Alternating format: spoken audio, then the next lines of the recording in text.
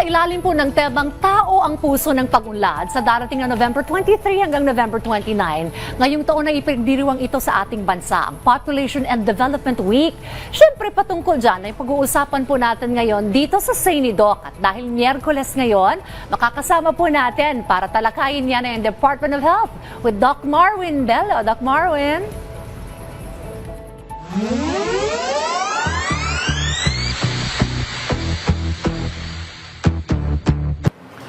Good morning mga ka-RSP. Ako po si Dr. Marwin Bello mula sa Kagawaran ng Kalusugan. Ngayon ay aalamin natin kung ano ba ang Doc pagdating sa iba't ibang usaping pangkalusugan. Tuwing ika-23 hanggang ika-29 ng Nobyembre ay ating ipinagdiriwang ang Population Development Week dito sa Pilipinas. Ito ay ayon sa bisa ng Executive Order Number 76 na pinirmahan noong October 20, 1992 ng dating presidente na si Fidel Ramos. Binigyang pansin ng executive order na ito ang pagpapalakas at pagpapalawig ng kampanya na i-address ang problema pagdating sa population growth ng Pilipinas at ang kapasidad ng isang bansa para sa matatag, maginhawa at panatag na buhay para sa lahat. Dahil dyan, upang bigyan tayo ng karagdagang impormasyon tungkol sa pagdiriwang na ito, ay makakasama natin ngayong umaga si Miss Mylene Mirasol Kiray, ang Acting Division Chief ng Knowledge Management and Communication Division ng Commission on Population and Development. Welcome po dito sa Doc at sa Rise and Shine Pilipinas. Masayang pamilya, Doc Marwin. It's so good to see you. Ma'am, kumusta naman po ang lagay ng populasyon ng Pilipinas ngayong 2024? Actually, Doc, ayon sa 2020 Census of Population and Housing, 109 million Filipinos meron na tayo ngayon sa bansa. And below replacement level na ang pinapanganak ng ating mga Pilipino. Ibig sabihin, 1.9, less than 2 children na ang nagkakaroon tayo ngayon sa bansa, Doc Marwin. So, kung 1.9, so hindi na napapalitan yung nanay at tatay sa populasyon. So, yun na po yung lagay ng populasyon natin sa ngayon. Marami ding mga tao ang ayaw na rin mag-asawa at single Yes, for life. Doc, totoo po yan. No? May pag-aaral kami, Doc, no, na ang mga Pilipino, mas gusto talaga nila, minsan, no, na pets over children pa nga. Oo. No, mas economic na yung kanilang pinaprioritize sa ngayon, Doc Marwin. So iba na ang lifestyle. Pero sa mga nag-asawa po, ilan po kaya ang dapat na bilang ng anak na dapat magkaroon ang isang mag-asawa o isang pamilya? Sinasabi po namin sa komisyon, sa populasyon ng pagpapaunlad, Doc Marwin, no, kalidad ng populasyon ang gusto natin. No, hindi po talaga tayo magsasabi ng ideal number of children, no. Pero ang gusto sana natin mapalitan yung nanay at tatay sa populasyon para may replacement, no, sila sa ating population. Pero yun nga, below replacement na tayo ngayon, no. Ang mga women nagiging educated, so mas nagiging konti po yung mga anak nila, lalo na pag nagiging edukado, nagiging employed. So ganun po yung nangyayari, Doc Marwin. Oo. Pero kailangan pa rin, di ba, na mabigyan ng dekalidad na pamumuhay yung mga maging anak ng isang pamilya.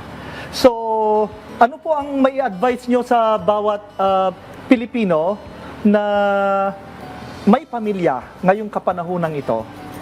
Ayun, so kahit below replacement level na tayo, nais pa rin namin sabihin sa ating mga kapwa Pilipino, no, pagplano pa rin tayo ng pamilya. Yun pa din talaga para sa isang maginhawang buhay. So kasi kahit po ganun yung mga nagiging trend natin ngayon na replacement, below replacement level, nakikita natin may mga babae pa rin na nagkakaroon ng anak, no, na hindi nila ini-intend na magkaroon sila. So meron pa rin gap. No? So, kung nagkaroon sila ng 3 anak, gusto lang nila 2. So, meron pa rin mga ganong mga kababaihan. Kaya yung mga nanonood sa atin, ini-invite din namin kayo na talagang mag-family planning pa rin. Kasi mataas pa rin ang traditional method of family planning use. Doc, 16.5%. So, marami pa rin Pilipino, no, ang nagwi-withdrawal at nagka-calendar method, which is buhay kang bata ka. So, hindi siya effective, Doc. At ang current methods natin na use ngayon ay 42% lamang. Yes. No? So, ma'am, paano nila ma-access ngayon itong mga family planning commodities or methods para magkaroon ng tamang bilang at distansya ng panganganak? Actually po, no, sa ating mga health centers, libre po ang family planning. No, bigay po 'yan ng Department of Health. Kaya doon sa Yeah. mga nakikinig at nanonood, pwede po kayong pumunta sa mga health centers kasi libre po yung family planning methods doon. No, pwede rin po kayong mag-access ng Usap Tayo sa Family Planning Facebook page, no, ang aming page, Commission on Population Development Facebook page, sa mga tanong na hindi nyo matanong-tanong tungkol sa family planning at sex, pwede po kayong magtanong diyan. Ano naman po ang may papayo nyo sa mga kabataang hindi pa nag-asawa at pwedeng mag-asawa sa mga susunod na panahon para magkaroon ng tamang pagkakaroon ng bilang ng anak? So, ang adolescent pregnancy kasi, Doc, no, tumataas ang bilang, no, mula 136,000 more than to more than 150,000. So, nais natin yung mga kabataan natin, no, na mga kabataan, iprotektahan nyo yung inyong mga sarili. No, gusto talaga natin protective ang ating mga behavior para sa kanila. No, ang ating mga magulang naman, no, pinapayuhan namin, Doc, no, kayo po ang unang dapat nag-educate tungkol sa sexuality sa inyong mga anak. So, nais po natin na kayo po talaga sana ang maging source. Huwag yung mga kaibigan, huwag ang media, no? Kayo po.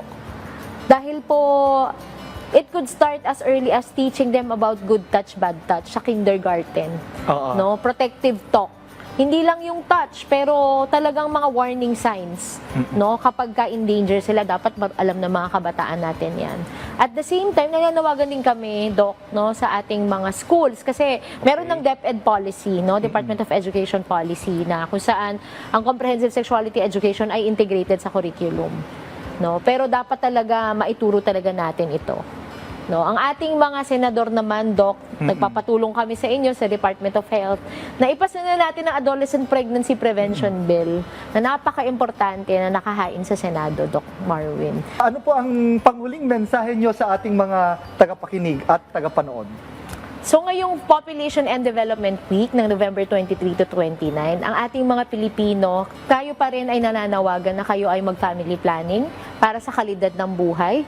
No? Doon sa mga gumagamit ng traditional methods of family planning, wag po yun kasi ineffective ang methods na yun, no? Yung withdrawal calendar. Ang nais pa rin talaga natin modern methods of family planning, mag-vasectomy, mga kalalakihan, no? Katropa kayo, kayo naman na mag-family planning, mga kababaihan, maaaring mag-ligation, no? Marami po, pills, injectables, implants, no? So yun pa rin yung ating pinopromote. Isa pa, Doc, no? Tumataas din ang bilang ng adolescent pregnancy. So, nais din natin yung mga kabataan natin, no, na protektahan yung inyong sarili.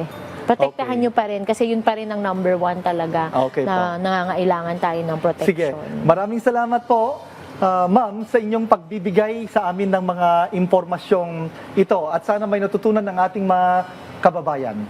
Laging tatandaan, panalo ang pamilyang planado. Tara, usap tayo sa family planning. Ako pong muli si Dr. Marwin Bello, ang inyong kasangga sa kalusugan. See you next week, mga ka-RSP.